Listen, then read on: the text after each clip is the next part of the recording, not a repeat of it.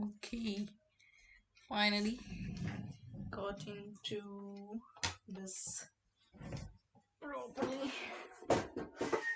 One of our teachers had always told me that even if you read less of medicine books, you should keep reading the other books. The other books means whatever the books I'm interested in. Because once the students get into MBBS, we totally focus on reading only our books and all the time tense because there is never enough of time to study more of medicine. It's like that. So in the remaining two sessions, two form orders tonight, which I decided to read some book which I'm currently reading. I would like to read it aloud. It'll be fun for me. Anyway, no one is watching, so I'm not going to mind people being judgy and stuff. So it's my platform, my safe place. Let me go ahead and do whatever I like. Okay.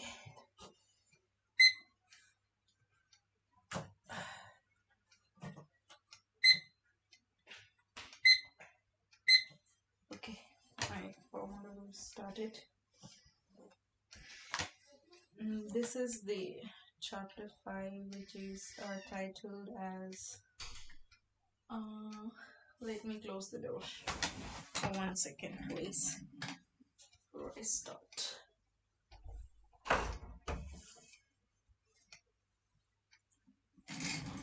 The chapter is titled as something related to. Oh, sorry. God. Sorry for the disturbance. It's okay. The chapter name is titled as Mind Body Healing Practices.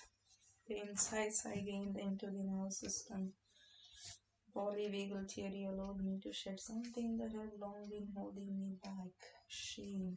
I now understood that so many of the aspects of myself I was struggling with: my behavior, my cyclical thoughts, my emotional explosions, my detached relationships, had a physiologic basis. They were the reactive impulses of a dysregulated body. I wasn't bad.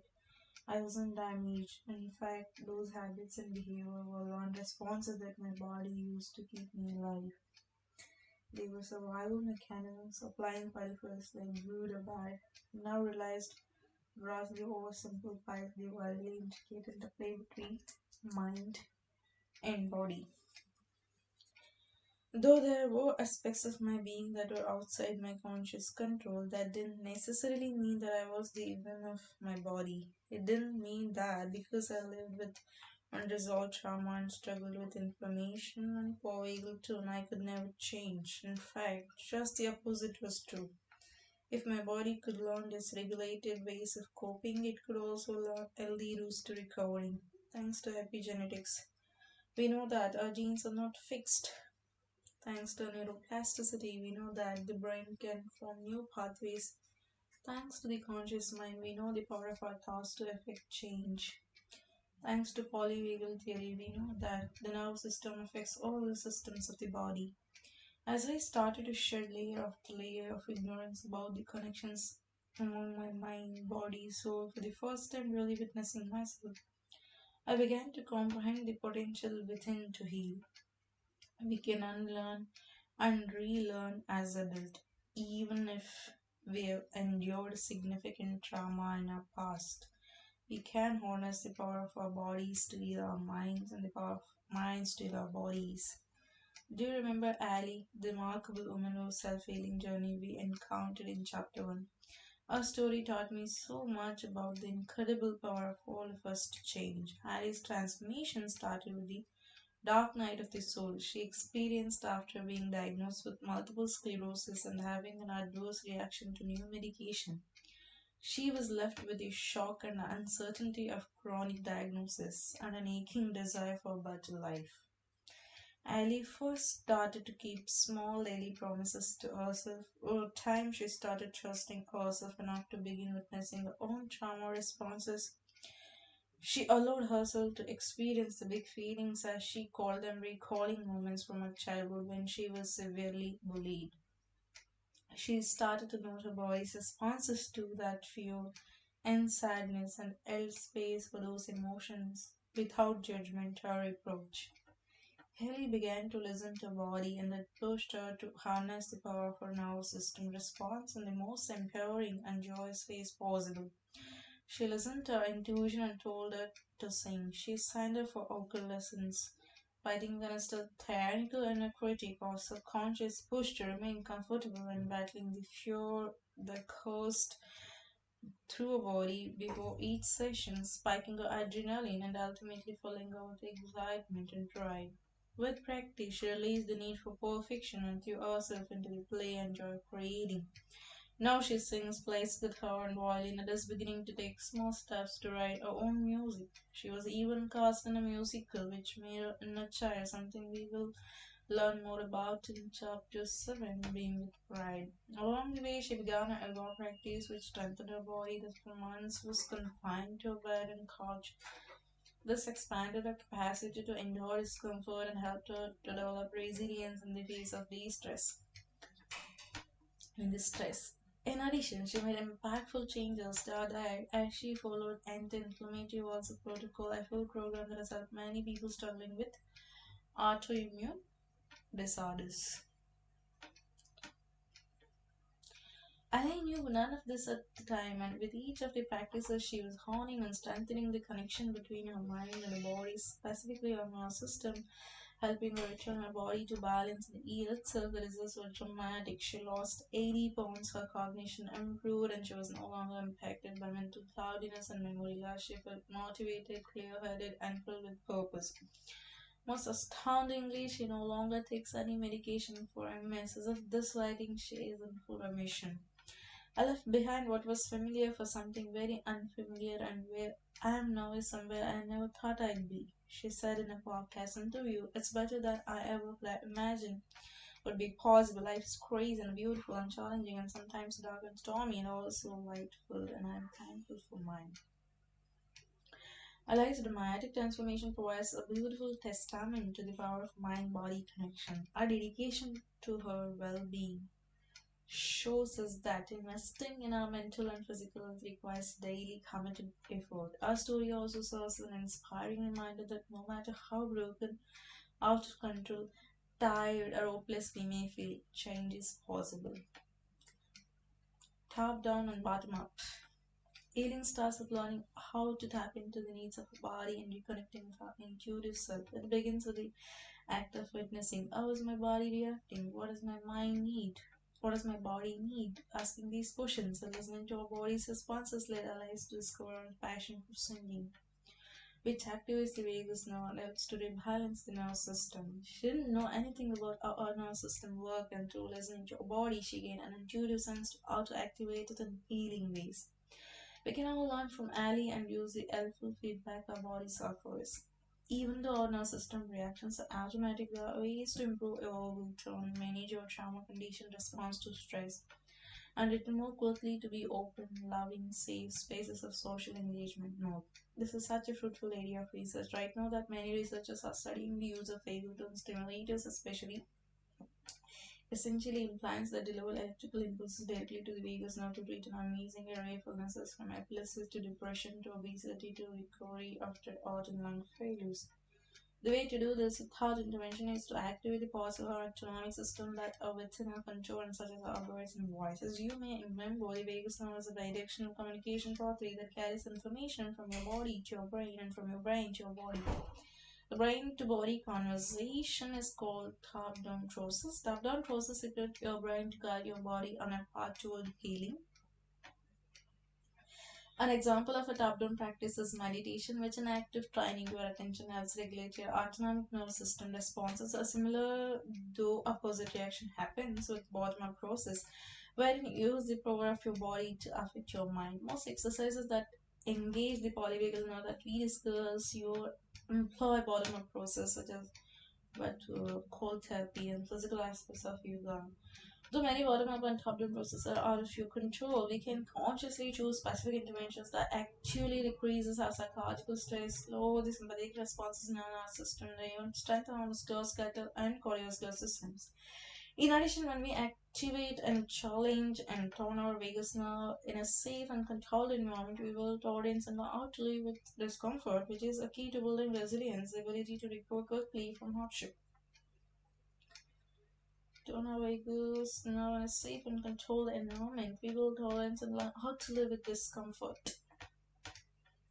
This is a key building resilience, the ability to recover quickly from hardship.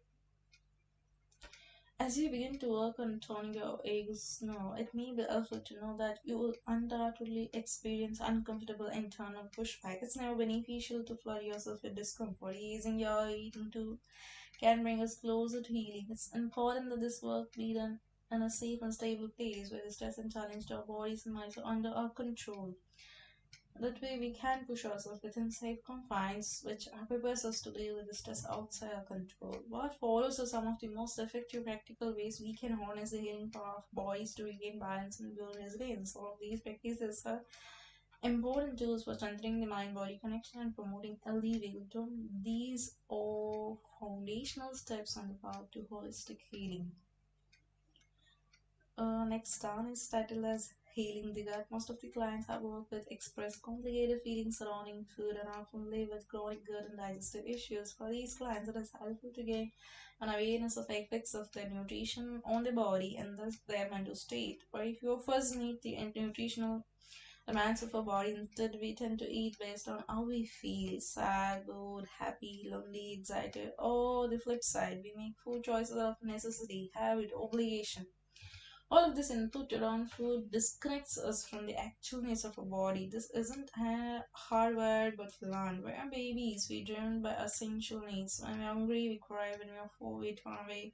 Here's are very clear about their likes and dislikes. Much of this distress of 40 parents around the world, they're driven by their bodies. As we grow old and model the reason to eat and drink, we stop listening to these innate needs. Chronic and all stress we experience in childhood can make it harder for our bodies to rest and digest properly. This is confirmed by repeated studies on the role of trauma and development of GI issues in adulthood. If we listen to our body closely enough, we can relearn the what was lost, and because our body speaks loudly through messages and between our gut and brain, we just have to pay attention. We have around 500 million neurons in our gut which can talk directly with the brain via a pathway known as gut brain axis GBA, one of the most studied examples of mind body connection. The gut brain axis is the highway that enables the exchange of a range of information, including how hungry we are, what kind of nutrients we need, how quickly food is passing to our stomach, and even measures nervous vagus contact. Our friend the vagus nerve is one of the key messengers that facilitate the sending of these signals back and forth between our gut and brain. The gut is also home to an extensive network of nerves along the gut wall, what make what is known as enteric nervous system (ENS). This is a much like system of nerves that is so complex that researchers often refer to it as our second brain. Like the neurons found in our actual brain, the cells are constantly in communication with various regions of the body, signaling the release of hormones and sending chemical messages all throughout the body. The NS gathers information from the microbiome, the diverse array of bacteria, fungi, and other microbes that live inside our gut. Gut microbes make neurotransmitters as they break down the food we eat, sending these microbial messages to our brain. Those microbes influence our reality. Just think about when we have to speak in front of a group of people and we say, I feel sick to my stomach. This is not a metaphor. Our emotional state actually does make our stomach feel sick. In fact, 90% of the neurotransmitter serotonin, commonly referred to as the happy hormone, though it also involved in sleep, memory, learning, is made in our gut. This finding has led to the theory that a group of antidepressants called SSRIs such as Prozac actually act on serotonin produced below the neck in the illness. This profound insight overturned an older belief. I'll just wear this earphone. I feel like somehow a lot of noise I'm able to hear from outside. So I'll just wear this and read out. Those microbes influence our reality. Just think about when we have to speak in front of a group of people and we say, I feel sick to my stomach. This is not a metaphor. Our emotional state actually does make our stomach feel sick. In fact, 90% of neurotransmitters serotonin, commonly referred to as the happy hormone, though it is also involved in sleep, memory, and learning, is made in our gut. This finding has led to the theory that a group of antidepressants called SSRIs, such as Prozac, actually act as a serotonin produced below the neck in the unit. It's profound insight out an older belief that these neurochemicals were made only in the brain. When we were sick psychologically, we thought the root cause must be identified and treated above the neck. We know that the brain is only one small part of a largely interconnected network. In a trauma state, physical dysregulation in both the nervous system and the gut impairs our digestion, working against our ability to properly absorb nutrients from our food. When our body is stressed, we cannot enter the parasympathetic state that sends messages of calmness and security to our body. Without these necessary messages, we either expel our food or hold on to it, resulting in symptoms such as diarrhea and constipation. Our body's dysregulation is likely mirrored in the gut, where an imbalanced microbiome also hinders the extraction of nutrients from our food. Over time, our bodies become chronically deprived of the nutrients they need, and no matter how healthy or plentiful our diet is, we can often end up undernourished and hungry. If our diet isn't so healthy, things get worse. Our intestinal lining becomes inflamed when we consume foods that cause damage to that lining, including sugar, processed carbohydrates, and inflammatory fats such as trans fats and many vegetable oils. These foods provide sustenance for the less desirable occupants of your gut microbiome. Some microbes are good for you, while others can make you sick. This collection of microbes lays the groundwork for a condition called gut dysbiosis, in which the balance of your inner ecosystem favors the bad bugs. When dysbiosis occurs, a condition called leaky gut typically follows. Leaky gut is just what it sounds like, a gut lining that instead of acting as a barrier has become permeable, allowing bacteria to leak out of it and its body's circulatory systems.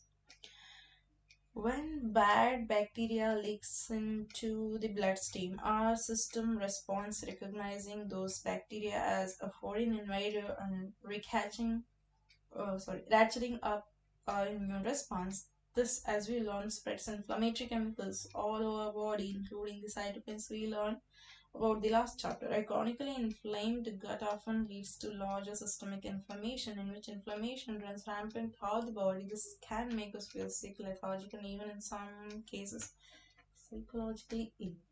Gut dysbiosis studies suggest may be possible root cause of some condition that label mental illness, including depression, autism, anxiety, ADHD, even schizophrenia. Several animal studies have shown a direct link between declining the health of our microbiome as a result of poor diet and environmental influences such as stress and toxic chemicals, and a sharp rise in symptoms associated with anxiety and depression in humans.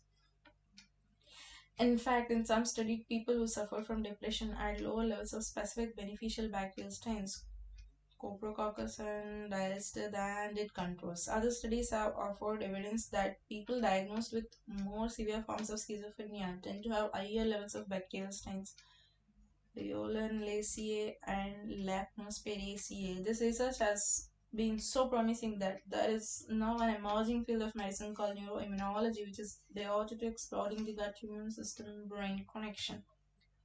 Early research in this field indicates that inflammation of the body can cross the blood-brain barrier and enter the brain, and an inflamed brain can lead to a host of neurological, psychological, and psychiatric conditions. There is promising evidence that when the gut wall is healed via dietary interventions along with supplemental probiotics, some mental health symptoms may be alleviated. Several recent studies have found that the use of probiotics has reduced distressing social and behavioral issues in children with more severe forms of autism spectrum disorder. The quickest way to improve your gut health, to support your microbes, and to maintain the integrity of your gut wall is to eat all nutrient dense food. The direct line between the gut and the brain makes each meal an opportunity for healing and nourishment. It is helpful not to think of deprivation when we cut processed and unhealthy foods out of our diets, and instead view doing so as an exciting opportunity to improve our physical and mental well-being one bite at a time. It's rare to find a psychologist who will ask you what you're eating, though food plays an incredibly important role in mental wellness. In addition to consuming nutrient dense foods, that make you feel your best. Adding fermented foods such as yogurt, coffee, kimchi to your diet can also be helpful as they are rich in naturally occurring probiotics. Another popular nutritional approach that has gained widespread appeal and is supported by various academic studies is intermittent fasting. Plan fast intervals of not eating your digestive system a break within healthy bounds, which challenge our body in a beneficial ways and improves our vagal tone. This could involve full day fast, 10-hour windows of eating, or just snacking less frequently during the day. Fasting gives our digestive system a rest, freeing up the energy that would be devoted to digestion for use elsewhere. It can also help to increase our insulin sensitivity and regulate our blood sugar, keeping us from becoming burner who is always hungry looking for the next sugar fix. Until I change my nutrition, sugar burner, okay, becoming a sugar burner who is always hungry and looking for the next sugar fix. Until I changed my nutrition, I was a notorious sugar burner. My girlfriends always knew to pack snacks for any outing, or else the day would end poorly for both of us. I ran on hit before it of sugar and was constantly ravenous. Studies have shown that intermittent fasting increases mental acuity, learning, and alertness. But I will warn you, other studies have also shown increases in irritability, especially in the beginning before your body gets used to it. When we fast and change our nutrition, our body learns how to get energy from alternate forms of fuel such as fat and protein. This allows it to live on other fuel sources and get no longer between meals without discomfort because it is getting what it needs. When we eat processed sugar laden foods, we are hungry all the time because our body is starved for the nutrients it requires. This nutrient depletion continues to send hunger signals to our brain, causing us to feel the need to snack often and for some of us to engage in overeating or binge like behaviors. We eat and eat and never feel satisfied because nutritionally our body is not getting what it needs. Of course, intermittent fasting may not be appropriate for everyone, especially those with a past history of eating disorders. Anyone with a history of restricted eating patterns should not engage with this practice. Next one is healing sleep. When we start paying attention to our nutrition influences our body and mind, other opportunities emerge to learn how our daily choices may not be serving our body's essential needs. After food, the most common way we let ourselves down happens every night. Most of us don't get enough sleep. This starts young. For me, having anxious thoughts at night began in childhood. I like awake in bed at age 5, frightened, or in the air, or a thump in the night was burglar or kidnapper hurt my family. My body was stuck in a state of anxiety thanks to my head and sympathetic system. And none of this was help my diet at that time, which consists of a steady stream of ice cream, cookies, soda. My mind was constantly scanning my body, noting the gut imbalances, the adrenal pressures, the nervous system hypervigilance. When my heart and breath raced, my mind made up a story about a break-in. My stomach aches, bloating, constipation translated into nervousness and fear. I tossed and turned and got poor quality sleep many nights. Now that inadequate sleep is incredibly damaging, especially to a growing body. When we sleep, our body repairs itself. This is when our gut gets a chance to take a break from digestion. Our body washes itself and clears away debris, and all our cells regenerate. Sleep is a time of ultimate healing. All of the organ systems of our body, including our nervous system, benefits from sleep. We know this because of the work done on sleep deprivation, which is linked to depression, cardiovascular illness, and even cancer, obesity, and neurological conditions such as Alzheimer's disease. People over the age of 45 who sleep for less than 6 hours a night are 200% more likely to suffer a heart attack or a stroke than those who sleep longer. Sleep is key to mental and physical health, yet few of us prioritize it in any meaningful way. There are so many simple ways we can prepare our sleep spaces and our bodies to give us the best chance of getting a night of restful, healing sleep. The first step is to assess how much we actually sleep. So many of us are unsure or even outright delusional about our sleep habits. We may get into bed around 11 and we often spend our time activated while scrolling through our phones before we actually shut off the lights. Keep tabs on your sleep behaviors. Try to honestly notice your personal sleep patterns. Most important way to improve your sleep is to help haze your parasympathetic system into It's happy place of relaxation. Substances such as coffee and alcohol, which directly work against the most important stage in our sleep cycle, REM, are the biggest physiological barriers to getting into this restful place. Try to limit your alcohol and caffeine consumption to certain hours. Preferably stop drinking alcohol 3 hours before bed and limit coffee to before noon. Maintaining a consistent bedtime routine is also important as it primes your body to enter the parasympathetic state in the lead up to actually getting into bed. These days, I get prompt to sleep app around 5 p.m. even before I start the winding down process. My bedtime is around 9, so a few hours before bed, I turn off my screens. I spend some time reading or listening to music and make sure to limit the hours I spend in front of TV in the lead up to bedtime. Taking bath, getting massage, snuggling with a pet, all of these things can promote a sense of calm that will make it easier for you to fall and stay asleep. Next one is healing with breath. We know that our autonomic nervous system is automatic, it functions outside of our awareness. Though there is one part of our body system that is under our conscious control, we can't tell our heart to beat more slowly, our liver to detox our body faster, but we can slow and deepen our breath, thereby decreasing our heart rate and calming our mind. We can draw in more air, helping us move air from our lungs to the rest of our body and oxygenating all of our cells. We can also do the reverse, awakening our sympathetic response by taking rapid, shallow breaths. We can escalate and escalate all with the power of our breath. Doing breathwork engages the autonomic nervous system. It's like doing planks for a vagus nerve.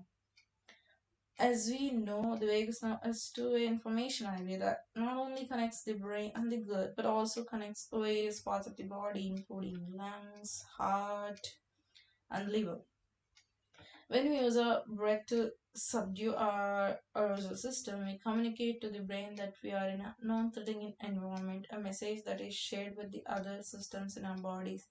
This is a bottom-up approach to polyvagal toning. Studies have shown a link between daily breathwork practices and increased longevity. The theory is that by managing our stress response, we decrease our inflammatory response and stimulate hormones that maintain the parts of chromosomes called telomeres that are associated with longer life. According to James Nestor, the author of Breath, The New Science of a Lost Art, a 2 decade long research study of 5,200 people showed that the greater indicator of lifespan wasn't genetics, diet, or amount of daily exercise as many had suspected. It was lung capacity. Larger lungs equaled longer lives. Because big lungs allow us to get more air in with fewer breath, shallow breathing, mouth breathing in particular can create or worsen a variety of illnesses from hypertension to ADHD. It strips our body of essential nutrients and weakens our skeletal structure. One of the most extraordinary utilizers of the power of breath is Wim Hof, popularly known as the Iceman. Wim set a Guinness record for swimming under ice, took a 2 hour ice bath, and ran a marathon barefoot without a shirt above the Arctic Circle. Your mind makes you strong from within. It is your wise companion, he wrote in his book Becoming the Iceman. If you can grab the wheel of your mind, you can stay the direction of where your mind will go. To put it simply, Off's breathing technique involves inhaling through the nose and exhaling through the mouth, then holding the breath, which challenges and expands the lung. He often couples this with exposure to cold, another kind of bottom-up approach that tests the body limits and stresses the vagus nerve in a beneficial ways. I'm a little less awkward. I like to ease my body into challenges. There are many breathwork practices to explore, and my personal favorite place to start if you have the space and time to engage in a slightly longer practice is this. Try to start with this on an empty stomach, morning or night at best. Sit or lie down in a comfortable place with few distractions. Take a deep breath from the lowest part of your stomach. You can't take in any more air, stop and hold your breath for 2 to 3 seconds. Exhale nice and slowly without any force. Take one cycle of regular breathing in and out. Repeat 10 times. I do this every morning a few minutes after waking to start the day. Most days I practice for 5 minutes, which sounds short but is deceptively challenging when you are new to the practice. As a beginner, this exercise should take no more than 1 minute max. Over time, you can add more reps. It took me years of daily practice to get to this point. Initially, I had a hard time breathing from my belly, found it nearly excruciating to sit still for even a few minutes. Over time and with consistent practice, I cultivated my ability to consistently use deep belly breathing throughout the day instead of regular shallow chest breaths. Over time, as my nervous system reset, I found that I was generally calmer and more at peace, which in turn enabled me to breathe more deeply. Today, with consistent practice, I am able to intentionally use deep breathing as a tool to calm my body when I am emotionally activated and need it most. Next one is called as healing with movement. And any activity, running, swimming, hiking, where mind and body are linked in a safe place helps us widen the window. As Dr. Pogis wrote of stress tolerance, exercises that challenge your mind and body reduce your risk of developing cardiovascular disease and dementia and may even slow the aging process. Physical exercise deepens sleep and improves mood by releasing neurochemicals in the brain, including dopamine, serotonin, and norepinephrine, which all make you feel happier and less stressed. In general, cardiovascular exercise, which increases oxygen and blood circulation all over the body, creates measurable changes in the brain, increasing the size and health of the organ, stimulating new neuronal pathways and strengthening existing ones. An ultimate window-widening exercise, given its direct activation of your vagus nerve, is yoga. Dr. Porges is also huge advocate of yoga. He's written extensively about its benefits on vagal tone in academic journals. Yoga engages both the body and mind by combining the regulatory power of breath with movement. As we advance in the practice, increasingly challenging poses begin to test our body's physical limits, further stressing our system and offering an opportunity to reconnect with the calming power of our breath. Regular yoga practice has been shown to have more diffuse effects on the body, likely because of strengthening of the vagal responses over time, including reducing inflammation levels, regulating BP. It does not seem to matter what kind of practice we engage in.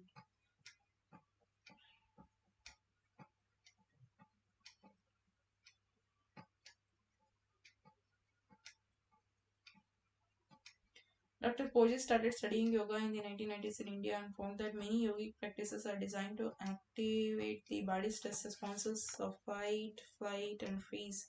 The whole idea behind yoga, he said in an interview, is that through training you can begin going into these immobilizing states normally linked with faint and freeze, but more aware and less frightened. He described it as ability to go too deep inside oneself and feel secure in response to a perceived threat. This is key to healing, leaning the power of your body and your mind by testing the outer limits. As we take on the deeper and more taxing postures, our vagus nerve learns how to control our stress response and return more readily to the state of calmness and safely where healing happens. We learn how to bounce back faster or become more resilient in the face of controlled physical and mental adversity. In one study, people who were practicing yoga for 6 years or longer could keep their hands in ice water for twice the time of controls who never practiced it. The yoga practitioner did not distract themselves from pain as the non yogis did, but actually leaned into the sensation and found ways to focus on and channel the pain as a way to get through the sensation, the essence of resilience exercise. Next is healing with play. Joy, the expression of pure happiness, is a mere memory for most of us. We have forgotten the happy freedom of doing something for the mere delight of doing it, not for any secondary gain, requirement, or external motivation. When we were children, we did things just because we wanted to. Many of you can remember a time in your childhood when you felt this way. Maybe it was while taking a dance class, running around or freely in the beach, or expressing yourself artistically through drawing and painting. As adults, we can still experience a similar joyous freedom when we allow ourselves to play. This might involve dancing without egos interference, playing music and toy instruments, or dressing up and entering an imaginary world. When we lose ourselves in this way, we are sometimes able to enter what is referred to as a flow state of pure enjoyment of the doing. This state functions very similarly to the feeling we get when we are lost in conversation with someone we love, caught up in a moment, living almost outside the boundaries of time. This joy is healing in healing in and of itself. When our play is social, we can challenge neuroception, part of our nervous system that scans the environment for signs of danger. When we horse around with someone, play pick up game of soccer or even compete against a friend in a video game, we shift into a lot of fight, flight, freeze modes, and our safe social engagement mode of calmness and security. This helps teach our body how to recover quickly in a similar way as we learned to during yoga practice, creating artificial alteration between danger, safety, and a fun and an open space ultimately improves the efficiency of the neural circuit that can instantaneously downregulate fight flight behaviors through Dr. Porges and article on play and the Vegas now. We learn how to switch off those fight or flight responses and return to our safe baseline instead of remaining chronically activated, helping decrease chronic sickness. A common favorite playtime activity that engages the vehicles now is singing. Singing feels pleasurable for many of us. We may have been conditioned to keep our voices to ourselves when others said we couldn't carry a tone. Try to remember back to when you were a child and the various ways singing was used to develop self-awareness, confidence, and joy. The benefits of singing do not stop in adulthood. Belting out your favorite song will help tone your vagus nerve in many of the similar ways that breathwork, yoga, and play do. If you can sing with others, the benefits are even greater. The co-regulatory force of a room full of singers is incredibly uplifting. Even singing to yourself in the shower can be healing. As you may remember, the vagus nerve connects to many muscles in the face and throat, including face and vocal cords. When you are in the place of safety and security, ours is different, and we are a wide range of charms, especially in human voices. We can help create that sense of calmness for our muscles in our mouth and neck when we sing. The science journal said Porges, son of Dr. Porges, also suggests that we listen to mid-frequency music to open up our middle ear muscles, the same muscles that are activated when we are in a happy place for social engagement mode. One of the most effective places to look for mid-frequency music, Disney music soundtracks. So I put on that Lion King of me and build it out your arts content. Controlling emotional activation in real time. Over time, through each small daily promise I made to myself, I built a new foundation for healing. This foundation helped my body and all of the system return to the balance it's so desperately long for. I started choosing foods that allow my body to feel energized and nourished, and I prioritized sleep at the same time. I worked on different exercises to activate my consciousness. I started daily meditation and breathwork ritual in my yoga practice and incorporated play, finding time to sing and dance and hike in nature. It took years to incorporate all of these elements without a formal guide. I was bringing on a different techniques to heal my gut and immune system, allowing my long lost intuitive voice to guide my healing journey. The first time in a long time that I made contact with the inner voice was when my cat George went missing. Lolly and I came home from a weekend trip and couldn't find him. We looked around the house and I searched room after room. I could feel myself getting agitated. My agitation escalated. I started screaming and flung open the own door, expecting to find his stormed about all front of my nephew, who at times was 5 or 6 and came home with us, my face limited and my heart beat into my ears. I lost control. 5 minutes later, I calmed down enough to develop a plan to find George, calling neighbors, and wait until we eventually tracked him down and apologized to Lolly after it was all we were saying effectively. I'm sorry I lost. You should understand, I really don't think you even meant it. The idea that I hadn't meant to behave the way I had touched something inside me. There was a part of me, the authentic part of me, that knew she was right. While I had been going through the freak out, I could sense on some level that I wasn't truly frantic. It was as though I had been playing a role, acting out the family dynamics of my conditioning, freaking out just as I had been trained to. The authentic part of myself, though knew it wasn't real. My heart rate hydrates, and of course, and my adrenal glands produced cortisol, as those systems were activated by a sympathetic response, and a small part of me agreed, slowly, knowing deep down that I didn't really mean it. That signaled to me that there was something deeper going on, and I started to pay more attention to what was setting me off, like how my body reacted when it lost control. Fast forward several years into doing the work. This time our cat Clark went missing. I really do have adventurous cats.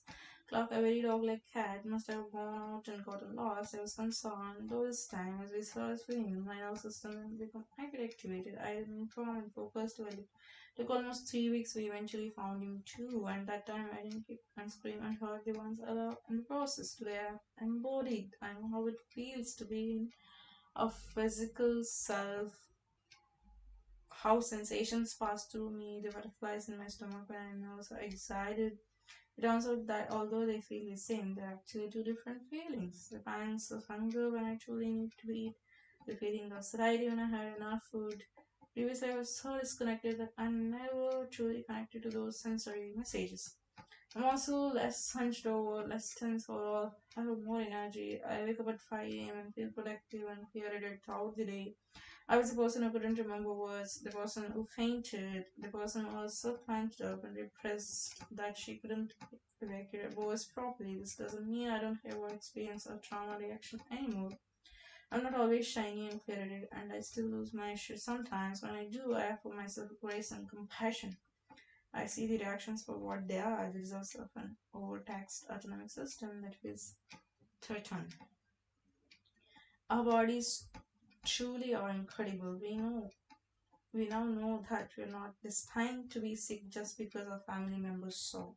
Nothing is set in stone. Our cells respond to our surroundings from the moment of conception. We have seen how our environments from our childhood traumas to the food we choose to put into our bodies mold us, especially our nervous system, immune system, and microbiome systems that are particularly responsive to stress and trauma. We have learned about the power of autonomic system to shape the way we see and inhabit the world, and the incredible role of the vagus nerve which travels from our brain to every system in our body. I've devoted so much time to this because understanding these processes provides a window into the resilience of the body and the possibility of transformation. The next step is applying this empowered state of consciousness and belief in transformation to the mind, understanding our past selves, meeting our inner child, befriending our ego, and learning about the traumatic bonds that continue to shape our world. This is the nursery our minds. In the same way we have freed our bodies. Let's go.